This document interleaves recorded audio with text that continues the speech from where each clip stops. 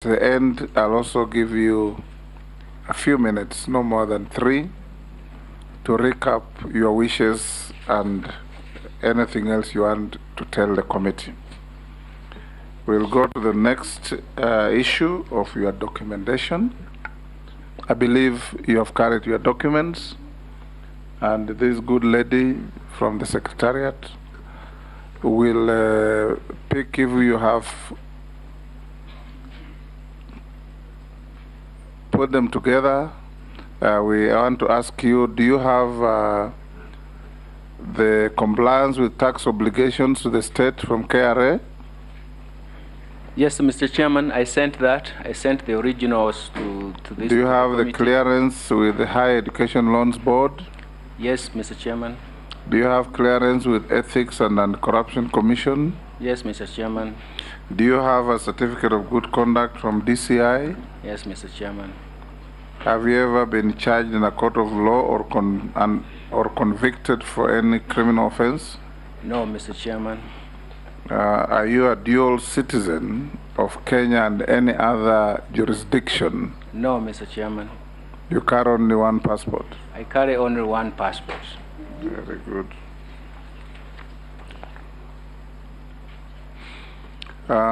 As a matter of interest for the committee and the country, what is your net worth? I've registered my net worth as roughly about 950 million. 950 million. Kenya shillings or dollars? Kenya shillings. Currently, I'm earning in dollars, but everything is translated in Kenya shillings. 950,000. 950 million. Kenya shillings.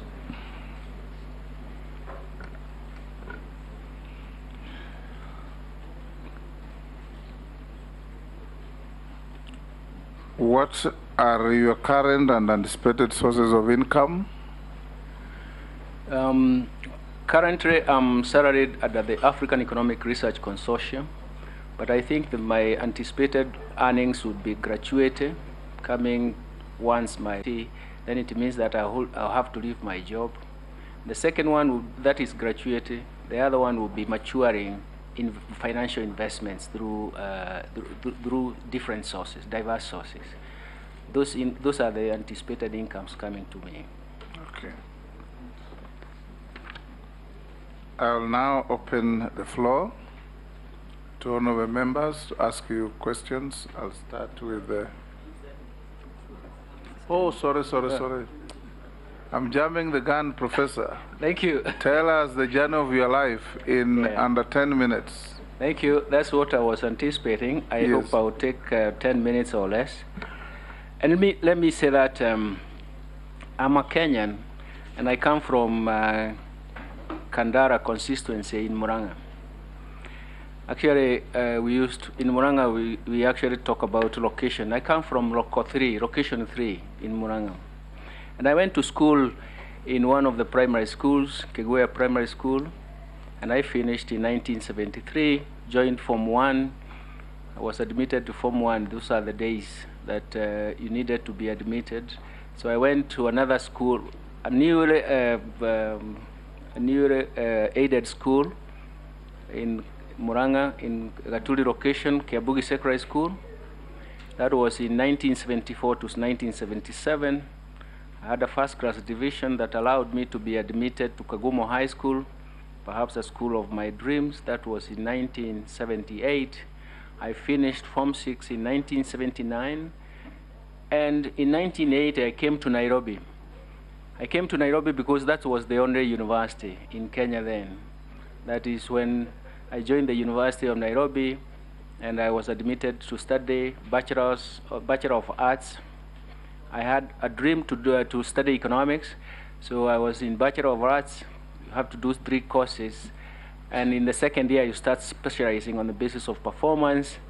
So I became what we used to call then 311 economics. And so I ended up graduating in 1984. We are the group that was affected by 1982 coup. So it means that we took longer than the normal 3-year degree. You lost 1 year. We lost slightly more than 1 year, but it is 1 year in terms of Canada. Thank you, Chair. And in 1984, I graduated in Bachelor of Arts in majoring in economics.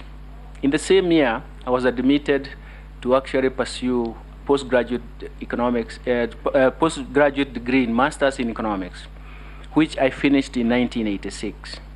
From 1986, it was actually more of research work, and in 1987, I was employed at the University of Nairobi as a tutorial fellow. That's the lowest rank in terms of the teaching fraternity. But the tutorial fellow, you are employed on contract on the basis that you are going to pursue higher education, that is a PhD. So I did that for 2 years, from 1987 to 1989, and I got a scholarship to study economics at PhD level at the University of Gothenburg in Sweden, funded by Swedish International Development Association, that is SIDA, and that was on the contract that we should study economics within 4 years.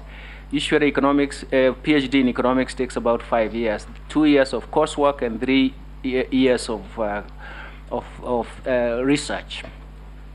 But we had a covenant to finish in 4 years. Of course, it was difficult, but I managed to finish in 4 years and 3 months. So I came back to Kenya in 1993, towards the end of 1993, to start teaching again in 1994. I was promoted in 1995 to become a lecturer. In 1997, I was promoted to become a senior lecturer. And in 2001, I became perhaps the youngest professor ever. I became an associate professor in 2001. That is the journey in terms of my academia. I've continued to be a researcher, and all my areas of research has been quite macroeconomics. I've trained so many economists in Africa. But then, 1999, let me take a small step back. I was recruited to go and help support the establishment of KIPRA. KIPRA is a national think tank. It's the Kenya Institute for Public Policy Research and Analysis. And I was there for 2 years. I was responsible for developing the first Kenya macro model. And I did develop the Kenya macro model by 2001. It was hosted in the Treasury. After that, I continued with my international assignment. I was employed in 2002 by International Development Research Center of Canada. And again, I became the program specialist in East and Southern Africa. In 2003, I joined the African Economic Research Consortium, a network that actually builds capacity for economists in Africa, and even graduate training. I became director of training. And it was there that I was recruited and appointed governor of the central bank in 2007. And I continued and served for 8 years. In fact, chairman, I became the first governor to serve 8 years since the law was established, 2 terms, since the law was established in 1982. So, for me, it was a chance in terms of not only of research, but intellectual leadership, but also policy leadership. After that, after the tour of duty, I decided that I needed to take a break. I went to Oxford University for 1 year in terms of Bravatnik School of Government to talk more about public policy making. Then in there, I was also a senior advisor to several organizations, especially the United Nations Capital Development Fund and even Alliance for Better Than Cash Alliance. And again, in 2019, I was getting back and more into research and more into intellectual work. I was headhunted for African Economic Research Consortium, and I became the executive director. We support public universities in Africa to mount quality degree programs in economics. We have trained economists for the Ministry of Finance for many years, for the last 11 years. We have supported students in this area for many years, but we also provide frontier research in various topical policy issues. Maybe I'll have a chance to talk about some of them. That's where I am, and let me also mention that in the central bank, I remember I worked on 2 very prominent areas. One of them is to reformulate the monetary policy framework for Kenya. I do believe that the framework that I found there I actually described it as an obsolete framework. And the second thing is that I pushed and defended M-Pesa until the fights with the banks, until it was concluded, and everybody believed that it was a very, very innovative product. Today, the world knows Kenya because of M-Pesa, and all other products that have come in that improved the retail electronic payment system and platforms in banks is one of the examples. I stop there, Mr. Chairman, because the history can be long. Open the forum. We'll start with the Deputy Speaker. Professor Ndungu, I think I'll start by congratulating you for being nominated for the position of Cabinet Secretary for the National Treasury and Planning. I'll ask you a question that many Kenyans are asking. As it stands, the cost of living has risen, and many Kenyans are facing economic hardship. Also, the cost of basic commodities has skyrocketed and is beyond the reach of many Kenyans. Also, our debt now constitutes 67% of our nominal GDP, which comes to about 8.8 trillion, and that our debt service is at 1 trillion. What are the fiscal interventions you shall adopt to bring down the cost of living? What will you do to ensure that the price of basic commodities become under control and within the reach of many Kenyans? And what will you do to ensure that the debt doesn't cripple our country? Thank you. Professor, you don't have to answer that. Record we do in batches of 4. Once you have 4 questions, you answer, then we take another 4 for better time management. Majority Leader. Thank you, Chair. Professor, you have indicated in your CV that you have served as central bank governor. I would want to know how many banks collapsed under your watch as CBK governor. 2, at the time you were CBK governor, Professor, we have 2 sworn affidavits in our files, both deponents alleging that you were adversely mentioned in the sale of the Grand Regency Hotel, and you also face abuse of office charges involving irregular award of a 1.2 billion shilling security tender while serving as central bank governor in 2014. Maybe you could tell us from these affidavits the status of those 2 issues, and in your mind, in view of the provisions of Article 6 of our Constitution on issues to do with integrity, bearing in mind that if you are approved, you take over one of the most important dockets in this country, where matters of integrity are central to the confidence that you build not just within Kenyans on the economy, but also with our development partners and donors. Do you think, with such allegations being leveled against you, you are the right man for the job? Are you the man who will inspire confidence in the economy, considering that, as we have stated before, I think it's common knowledge among us Kenyans that our economy is not doing well at all, and we need a man in the National Treasury who will not only inspire confidence with Kenyans, but also with our development partners. Is that man really you, Professor, if there are allegations hanging over your head? Thank you.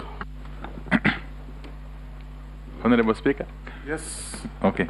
Wanda. Yes, I just want to pick it up from where Honorable Chungu has left, Professor Njuguna Ndungu.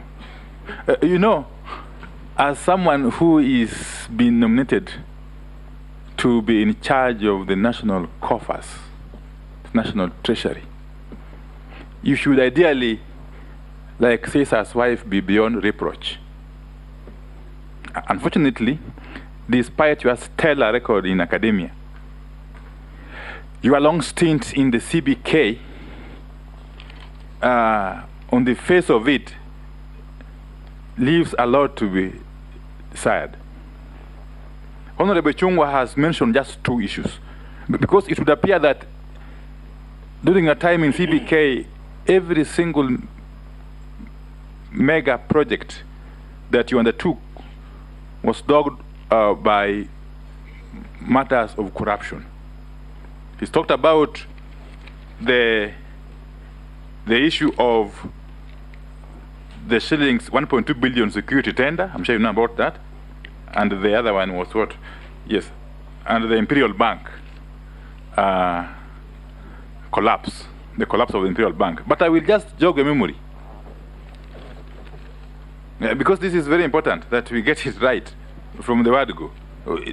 This is one docket that we can't gamble for as a country. We cannot.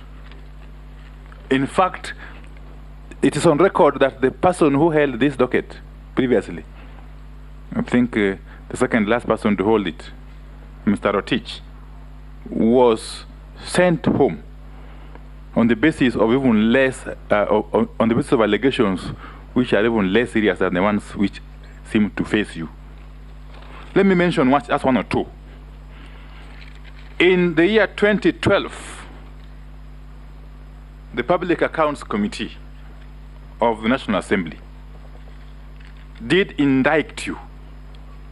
In fact, it barred you from holding public office. That is very important. Two is the issue of irregular sale of the Grand Regency Hotel in 2008, whilst you were at the helm of the Central Bank of Kenya. A report by the Commission of Inquiry into the sale of the Grand Regency Hotel that was chaired by Justice Coker, as he was known then, found you guilty of flouting procurement rules. It also went ahead to accuse you of lacking transparency, honesty, good faith, and of other unprofessional actions.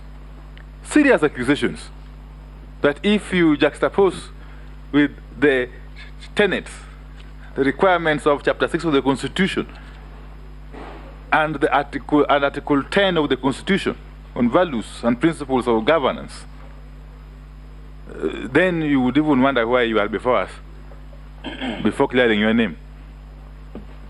It would be a travesty of justice and democracy and fairness. But I leave it at that. Yes. Yes, Junet. Thank you, Chair, for this opportunity. Chair, I want to put to the nominee that in 2011, the year 2011, when you were the CBK governor, Professor Ndungu, Parliament investigated you for collusion with commercial banks to weaken the Kenya shilling, which became the worst performing currency in the world then. Your failure to protect the shilling, coupled with your monetary policies, saw massive repatriation of US dollars from Kenya to money markets which collapsed the money market in the Kenyan territory, the Kenyan shilling. Even a Rutos, this survey, named you as one of the least constitution that came in place